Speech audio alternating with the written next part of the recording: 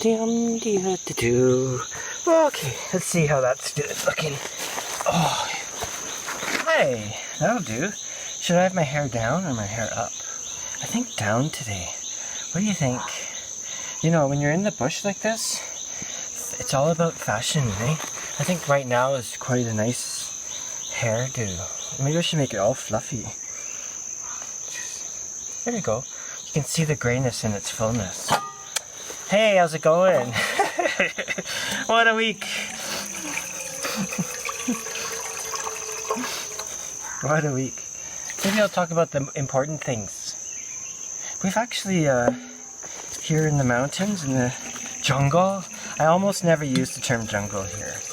Because it's too laden with all kinds of almost mythological connotations, right? In the deep dark jungle of the Congo. Ding dang dang. You could call it a jungle, I guess. It's really, but forest is adequate. I think more than adequate. In the tropical highland forest, upon which I exist at the moment, and hopefully for a long time to come still. We're kind of in the rainy season. It's super humid all the time. Like even though it's not so hot right now, I'm just sweating like crazy. But it's, you know, even though we haven't had a lot of rain lately, once the rain starts coming in, the forest itself, it stays, right? It just absorbs it up like a sponge. There's more to come. We're just at the beginning. It being June, like a third of the way through, or almost halfway through, maybe. Yeah. But we haven't had, we had a huge storm last week. We had 5 inches in about 2 or 3 hours. And the house, maybe I did a walk since then. Anyway, the house was leaking all over the place. So I had to lay tarps down all over in spots of the floor. And I was worried because I thought, it's opened up some, because I have tarps on the roof, and I thought, it's opened up some openings, you know. But then we've had some lighter rains, and some of those openings are just dripping a little bit now, and some aren't at all, right? So that's nice to see. Hopefully over time, the little drippy things will start to pack in with dirt and stuff that just falls from the trees and things, and it kind of fills the holes up, in my experience. In my almost 6 years of experience here. This here is my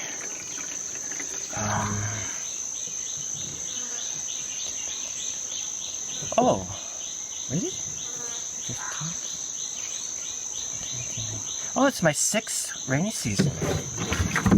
That's kind of cool. I've made it through 6 rainy seasons up high in the mountains.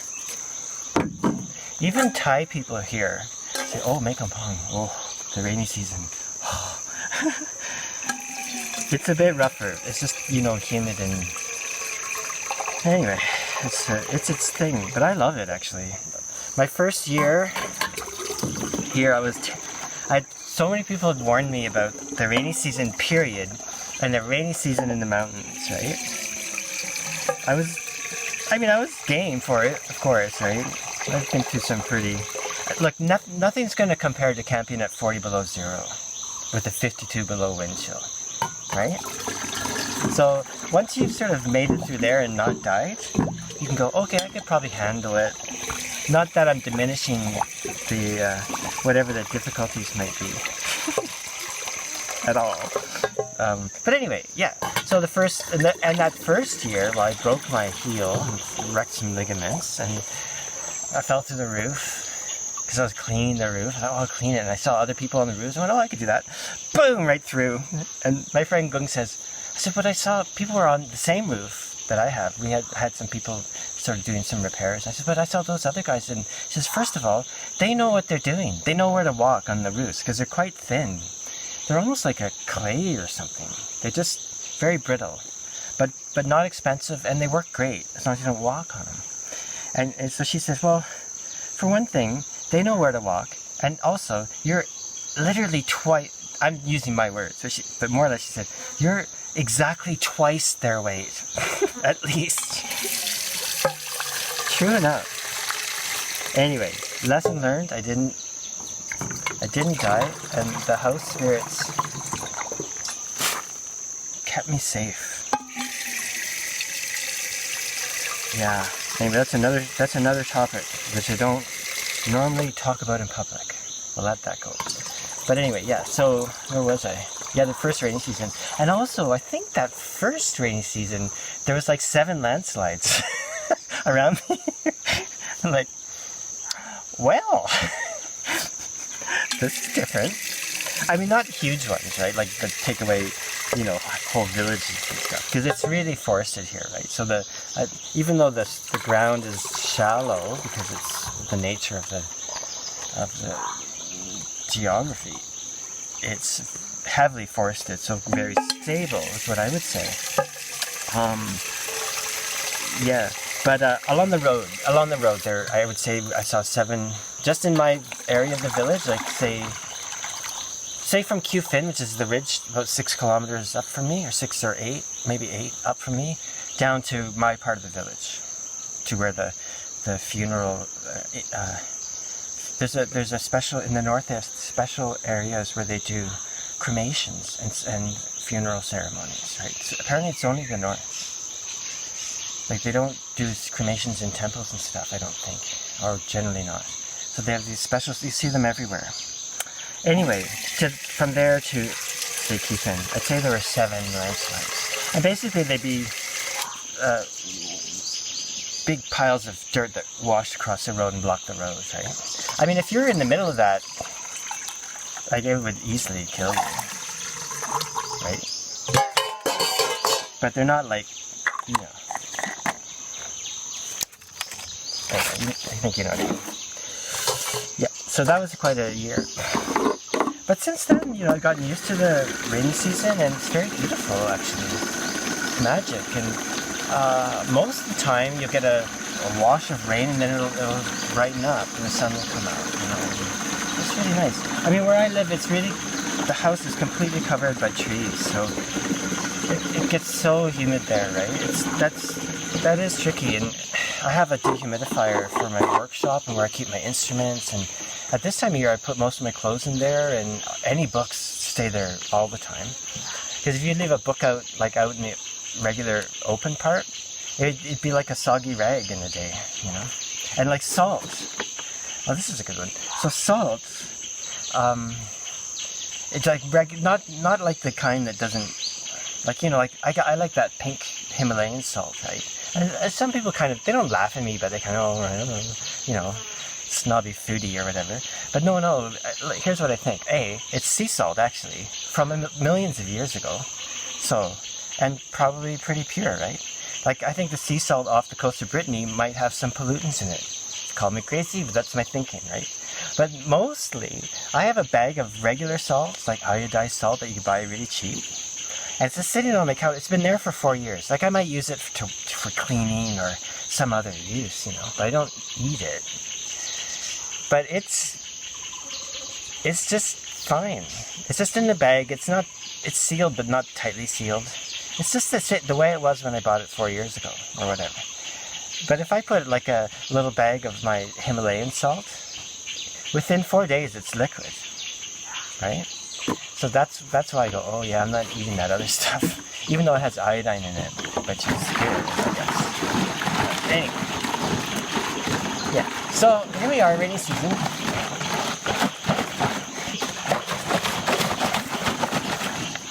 Things are pretty good here. Most of the coffee shops and restaurants are open now, and we're getting visitors up here. The usual bad drivers, some of them. Like people passing on curves, like motorbikes passing on curves. They're not local people, that's visitors that don't know better, but anyway, so far so good. But mostly, so anyway, rainy season, here we are. It's so beautiful in nature, right?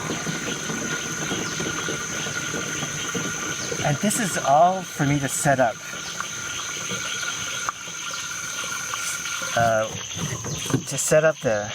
What's the word? Because I have internet, right? I have the interwebs here. People go, oh, do you have electricity? Yeah, I do. Do you even have the internet? I went, yeah, man. It's 1,000 gigabytes per second, my internet. 1,000 gigabytes per second for $20 a month. Anyway, that's not nothing here, by the way. I mean, it's okay for me, and I'm definitely in the real low income side of things, but you know, 600 baht per month for someone working minimum wage, say, is not nothing. But anyway, most people have mobile phones here anyway, so anyway, whatever. But the thing I wanted to talk about is, boy, what a week. What a week. It's all about the mob now, eh? Yeah. It's like amazing to watch. The mob has taken, I'm talking about the West, eh? Especially North America. And Europe too, I guess, I don't know. To a degree, but most of the US and then Canada's dumping in because, you know, they don't want to be outdone by the US. Because most of the time Canadians are going, or they'll either say it or imply it, we're morally superior than our neighbors to the south. We're kinder, we're all this. And then all of a sudden, the US is like, we're the most racist country in the world. And it's like, Canada's like, whoa, wait a minute, we are too, you know. Anyway, I should make a joke about it because it is a serious issue, right? But Coleman Hughes said, well, it was an interview, and I guess it was Megan Murphy, right? She said, so is the US a racist country? And he sort of paused for a minute. He said, well, yeah, it is. It really is a racist country. And then, but here's the thing. When you actually look beyond the country to the rest of the world, it's like, oh, it's actually one of the least racist countries in the world, as it turns out, right? Take that as you will. Doesn't excuse anything, but it does give a bit of perspective, right? Anyway, there's all kinds of conversations about that you can check out. But the thing that's really, I'm finding unnerving, I guess, is the kind of group mob speak, mob think. It's like, wow, this is crazy.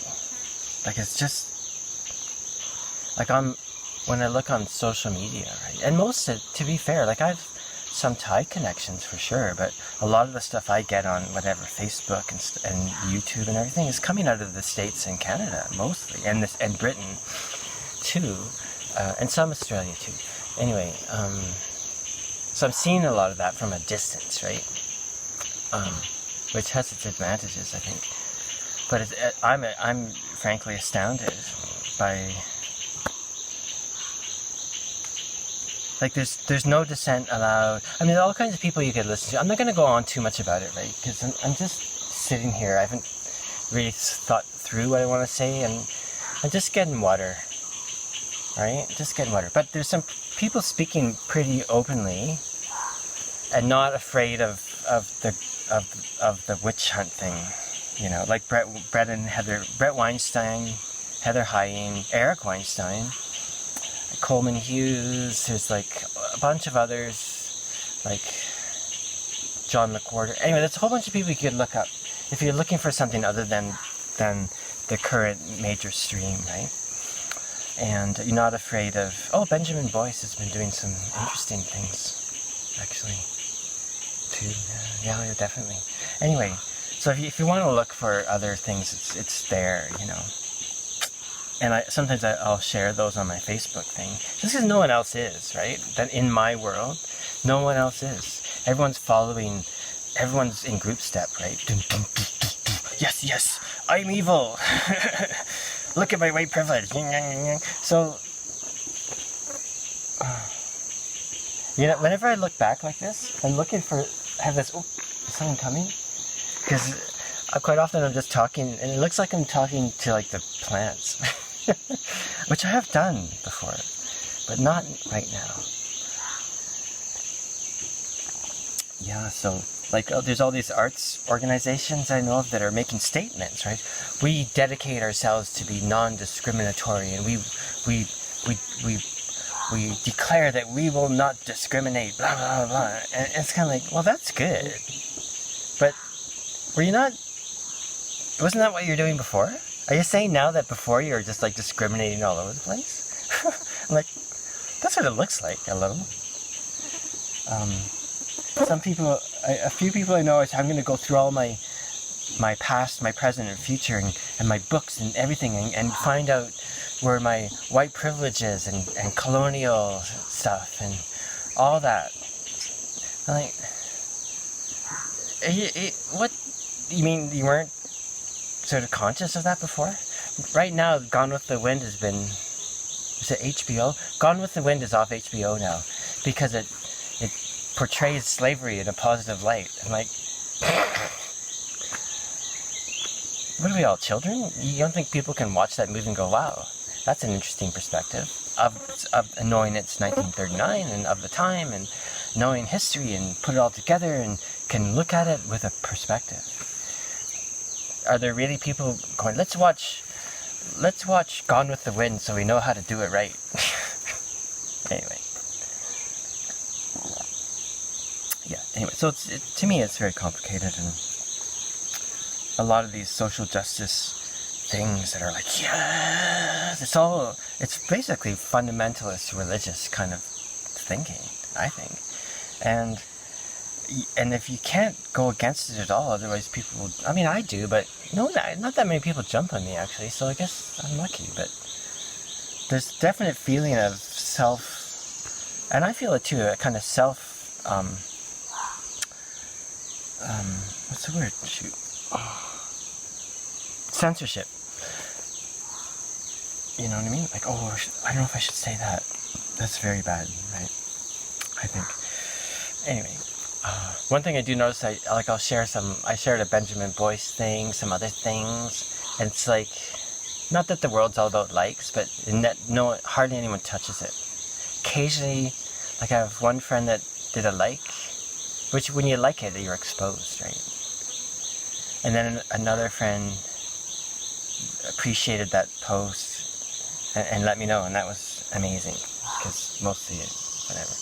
But anyway, a lot of this stuff makes sense to me, and all the complexities, right, is basically what I'm talking about. So most of these social justice fundamentalist, puritanical, really, movements are just shallow things, right? Like Me Too. Oh yeah, Me Too. But then you chip away the surface. Believe all women, and like, what?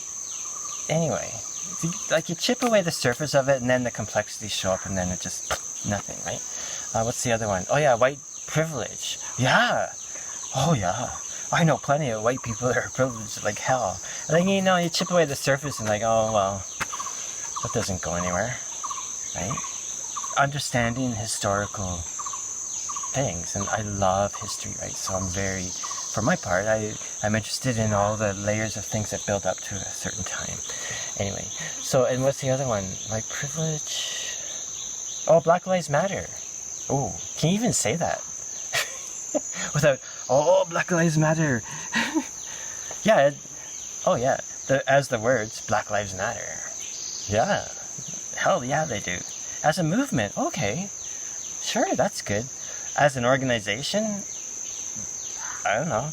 Maybe there's probably what it is there's some really great stuff going on the organizational front, and there's other parts that are probably just on their way to corruption, right? As so many mob things go, in my mind, right? So I imagine a good part of that will end up there, but maybe not. It'd be kind of good if it doesn't. But it seems to me that it is headed there. Just, I don't know. Anyway, whatever. Yeah, Black lives do matter. But then there's, what's the other one? Oh yeah, defund the police. I'm like, what? No, but we don't mean to defund the police. We mean to make it more equitable and more, and reduce funding and put funding elsewhere. And it's like, well, that's not what defund the police means, right? So defund the police is a bunch of words thrown together to create a furor, right? it's like demilitarize the police. How would that work? But it doesn't sound as catchy, right? So anyway, it's those kind of things are made to create a fight, and maybe the fight's necessary in some cases, and a lot of times probably not. But so the term Black Lives Matter then demands someone else is going to say all lives matter, right?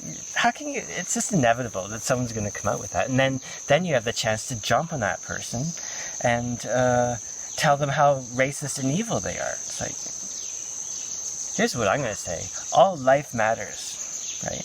Because as far as I can tell, the phrase Black Lives Matter is the human endeavor only, right? There's no concern for nature, right? They might say it as a side note, but so that's good. Maybe that's fun. I'll do. All life matters. See this here? Oh, where are we? See this here? This beautiful plant matters too. But so then I'm trying to collect my thoughts because I think these things as I walk up, right? Walking I find very great for stirring up thoughts and things. So I was thinking, oh yeah, okay, well there's that thing about nature, and oh, it's really about the human endeavor, which inevitably that's what it all comes down to. It doesn't matter if it's the Black Lives Matter or Me Too or whatever the current thing is, right? It's all about the human thing. But it's funny too because there's this connection with COVID, right? And everyone was locked at home, freaking out, and so many people are out of work, which means so many people are having a hard time financially. And they were before. So you can imagine it's not great right now. So let's see now. So now we got COVID in there, a whole bunch of people locked up. And then a week or two ago, there was a bunch of people out protesting, but they were the right-wingers, so they were the evil ones. They were protesting in some, relatively small group, like 50 or 100. And they're terrible, they're all going to die from COVID. And then a freaking week later, there's like tens of thousands of people all together. Anyway, this has been talked about all over the place, so I don't need to. But my point, the thing that I'm trying to wind my way to, and I'm going to try and finish it here, because I got stuff to do today, is there was a moment when the COVID came out, and people were seeing nature kind of go, kind of come out, right? Kind of bloom out. It was just a short time of less human interaction. Is that the right word for the glomming on of humanity? And they could see this bloom of nature. And for a moment, there was a thing like, wow, this is our chance to understand, wow, we're part of nature. Nature can just take us out with a virus, for one thing, and a million other things. And also, we're all connected. And oh, look at nature just blooms out so quickly. We can change it all. That's God. That was like, you know what I mean? Like you could count the time that was a thing on your watch practically. So anyway, I don't say no. It just seems like a farce now. All of it just seems like a farce, right? But I'm really disturbed about how people are jumping on and the virtue signaling and telling people how virtuous they are now that they're not discriminating anymore. I'm like, you mean you were before? Anyway. Oh, this is way too rambly. Anyway, I'm gonna get walking. I have to go get propane today if it doesn't rain. Okay, see you in a bit. Oh yeah, so I'm on a run now. I'm back on the trail. What did I do with my hair tie? Oh, it's in my bag. I'll just leave my hair out for now.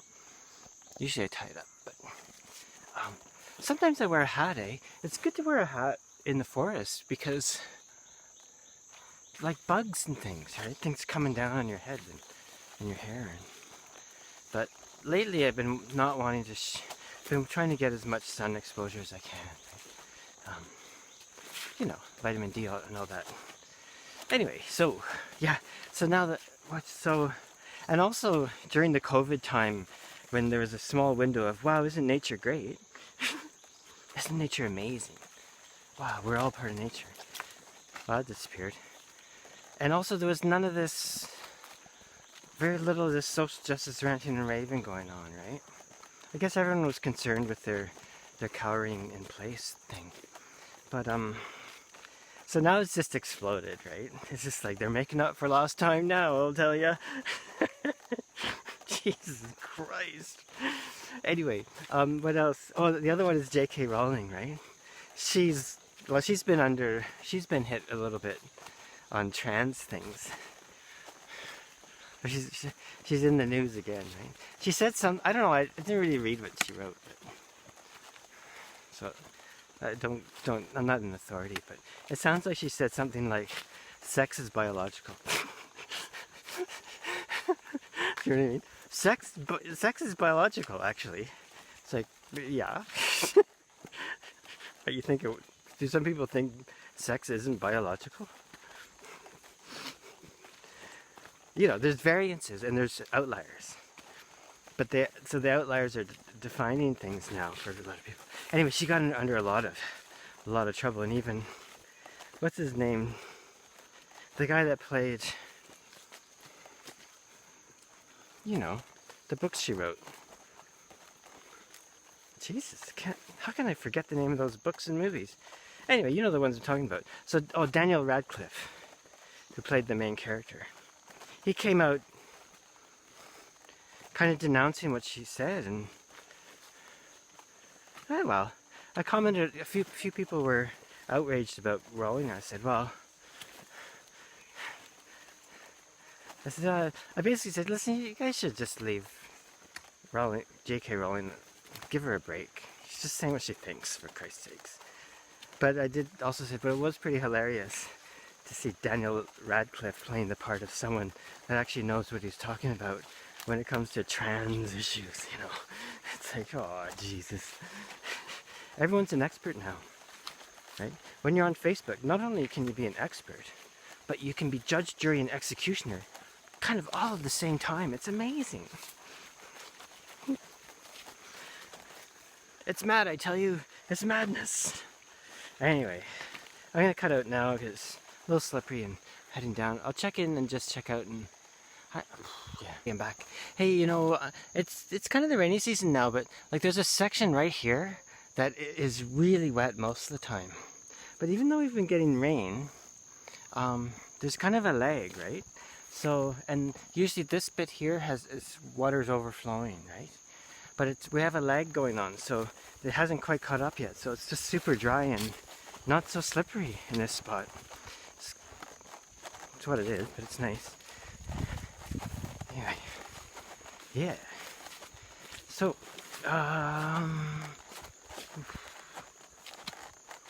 what was I gonna say? Oh yeah, J.K. Rowling, biological. Sex is biological because you're existing on the planet right now. If you're watching this, you're born through biology, and believe it or not, it was sex that got it all started. Anyway, whatever. Think what you want, I don't care. Although it is generally interesting across the board, that's for sure. Okay, so I guess I'm gonna sign off. I need to fill up a propane tank, and what I do is I throw it on the back of the motorbike and ride down the mountain to a place, and they fill it up. But I'm okay going up, but I don't want to particularly go down. I don't like going down the mountain when it's soaking wet at the best of times, but with a big load of a propane tank on the back, I prefer to avoid that. Going up is a little bit easier, anyway. But you have to be careful still, you know. Anyway, so I'm going to sign off. À la prochaine. Hope everyone's doing great. Please, I really wish the mob thing people would, whatever, do what you want. If you want to be in the mob, but I'm staying away from it, you know. When I see a mob forming, I'm walking the other direction. I don't care what the cause is, right? Because that shit never turns out very well. Or rarely. Well, that mob with Martin Luther King, that worked out pretty good. Anyway, take care, eh? Get in the sun. Get out in nature. Also, I always think if everyone practiced kendo, probably things would be better. Practice kendo. Bye. Hey, how's it going? Oh, I don't usually do this, but I thought I'd tag this on at the end of this video, which is a water walk, but I have the water already. But I mentioned in the video that I went down to fill up one of my propane tanks. I go through usually about, for the cooking, one propane tank every 6 months, and then I think the one for I have a water heater for my shower, and that lasts at least a year or a year and a half, somewhere in there. And each fill up costs like 370 baht. I don't know, like $14 Canadian or something. Anyway, I want to show you my bike. Yeah, so this is what I do, is I strap the tank onto the back of my seat. And I was doing this on my old bike, but this is the first time me doing it on the bike I'm riding now. And it worked great. I mean, it worked fine before, but this is a heavier bike and more stable, so it was all the much better. You can see it's quite heavy, actually. I don't know. It says 15 kilos. That's like 15 kilos of gas, probably, plus another 10, 25, 30 kilos, I'd say. Anyway, totally fine, and I just tie it down. This time of year, I tie my raincoat and my tools in the back. Yeah, anyway. Look, I ran through some mud. Better wash it. Yeah, so that's that. Hey, there's one thing I sort of wanted to add to the water walk. It's a little bit tricky, right? But it has to do with fighting, I guess. I was just thinking of it on my bike. Riding the bike's another great place to put thoughts through. Then I stop and forget what I was trying to say. Anyway, I think the idea... Like, if you go for a fight, you're gonna get a fight. A lot of times, right?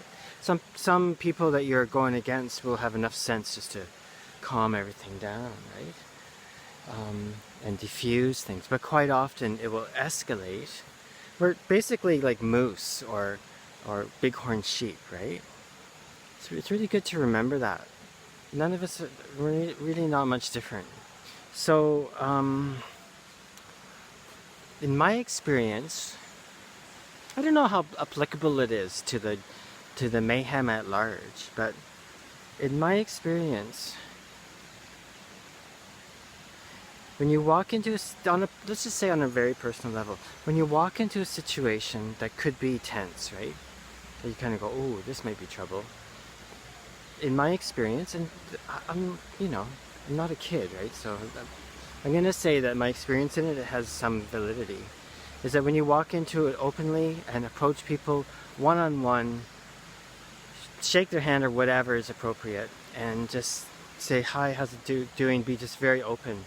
Almost everything, it almost always works out, right? But if you go into a situation thinking, oh, this is going to be trouble, I'm going to, then a lot of times something will build up from that. And I don't know, I'm not sure how to equate it, how to connect it for what's happening. Maybe that's for my next water walk, see if I can put it together, make any sense. Anyway, thanks, ciao, bye, 100%.